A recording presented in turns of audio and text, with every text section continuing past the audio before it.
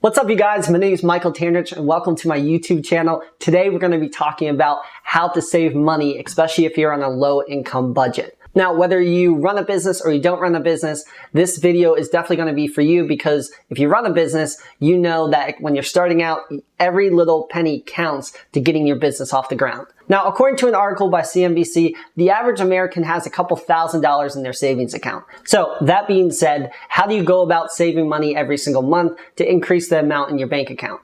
Now, I can create a video with arbitrary things like, you need to be asking yourself every single time that you go purchase something, do I really need this? And every time you're about to purchase something, you need to be thinking, oh, how many hours do I need to work to be able to afford this? And then you also need to be thinking, okay, if I was to invest this dollar, how much is that going to be worth in the end? And all those things are great, and you should be asking yourself those things. But if you're anything like me, I need to see like details about how to actually save money, or I need to see details and examples about how to actually do things. So that's what I'm going to be talking about. I'm going to be going over 5 detailed things that you can actually be doing in your day-to-day life that's actually going to end up saving you money.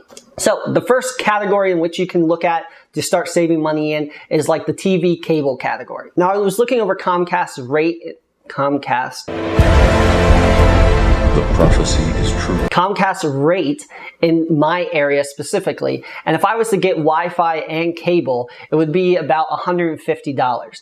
Now that was one of the top tier ones, but that gets me really all the cable channels that I would need to be able to watch my sports, watch ESPN, that kind of stuff. Now it's going to vary by location, so you have to look it up, but let's call it $150 for cable and Wi-Fi. If I was to go and purchase just Wi-Fi from Comcast in my area, it would be about $35 a month. So I shouldn't need more than that, so I should be good with that $35 every single month. And that's actually what I use right now. And I run an entire business and upload videos and all that stuff off of that $35 every single month. Now, let's say I still want to watch TV on top of all that. You do obviously have Netflix and Hulu. Now, looking at the Hulu options out there right now, if I really wanted live TV, which included sports and watching TV shows that happen in real time, I could get the live TV Hulu, which is $45 a month.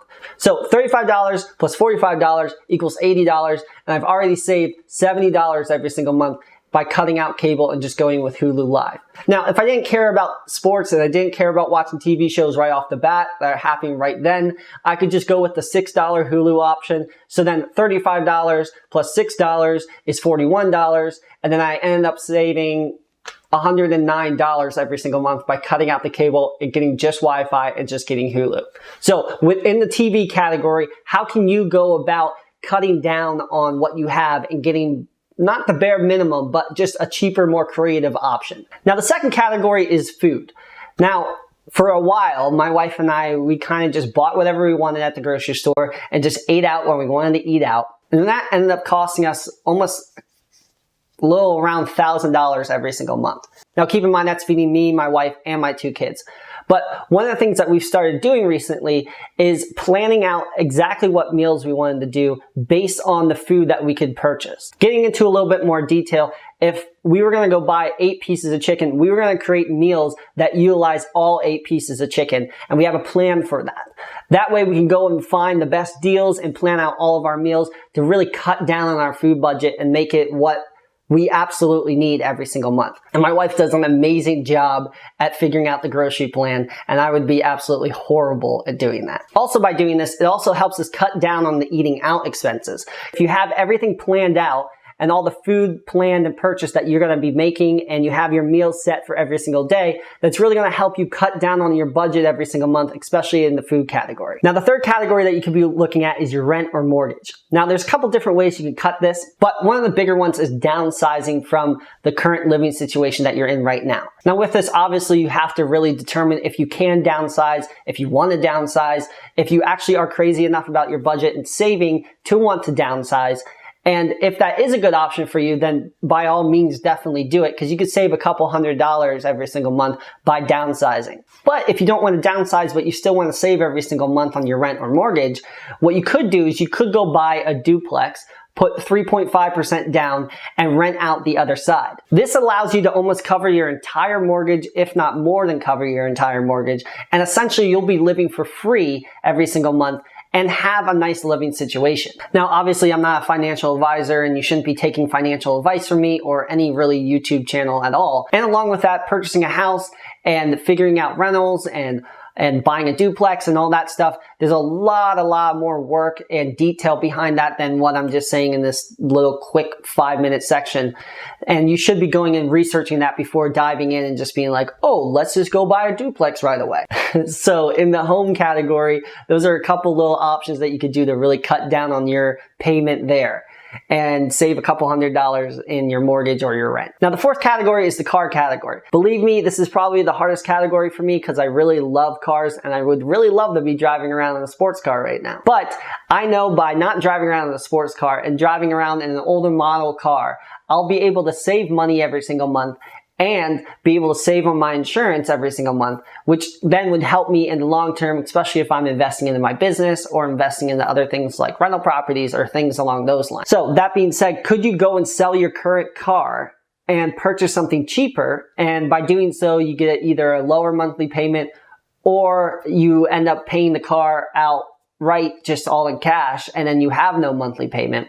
And by purchasing another car that's cheaper and selling your current one, you could potentially save more in your car insurance too, especially if it's an older model. So in that category, you could probably save a couple $100s in your car payments or completely get rid of your car payment in general. Now, the fifth category for saving money is opening up a savings account. Now, every single year, there's an inflation rate of about 2%.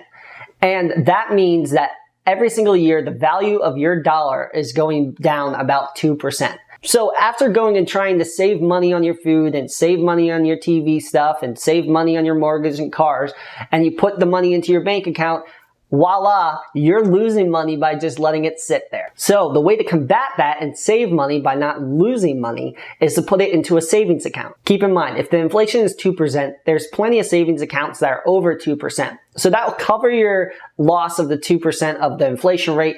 And then there's about 0.3 to 0.5% that you can make every single month off the money that you put into your savings account. So I know a lot of people don't really think about the inflation rate, especially when you're trying to save money, because it's not straightforward. For example, if I was to go buy a $5 coffee and instead of buying that $5 coffee, I just went and made the coffee at home and in total it only cost me about 50 cents per cup, I'd be saving $4.50. But that makes sense. That's straightforward. But something like this, where the inflation rate is 2% every year and you're going to be losing money on the value of your dollar, you have to be combating that by having it in a savings account. And that way you're keeping the value of your dollar somewhat consistent and then you're making some money on top of that.